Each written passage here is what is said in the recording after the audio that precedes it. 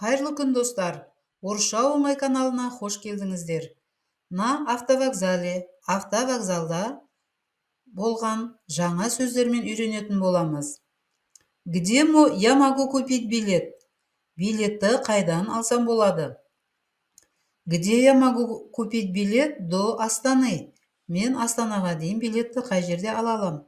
Сколько стоит багаж сверх нормы? Мөлшерден тыс жүкке қанша төлеу керек? Я хочу поехать в Астану. Мен Астанаға дейін барғым келеді. Сколько стоит билет? Билет неше тұрады? Когда следующий автобус? Келесі автобус қашан жүреді? Сколько стоит билет до Чимкента? Шымкентке дейін билет неше тұрады? Мне нужен билет на воскресенье. Маған жексенбі күнге билет қажет. Есть свободное место? Бос орын бар ма екен? Где мне можно выйти? Мен қай жерде шыға аламын? Пожалуйста, разрешите пройти.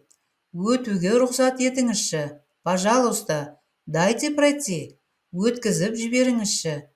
Где останавливается 5-й автобус?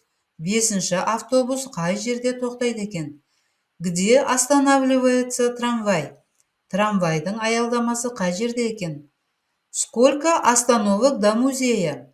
Мұражайға дейін неше остановка?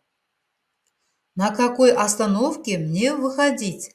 Мен қай аялдамадан түсуім керек? Вы выходите на следующей остановке. Сіз келесі аялдамада түсесіз. Мне нужна площадь. Мен алаңға баруым керек. Следующая остановка Бөгенбай Батыра.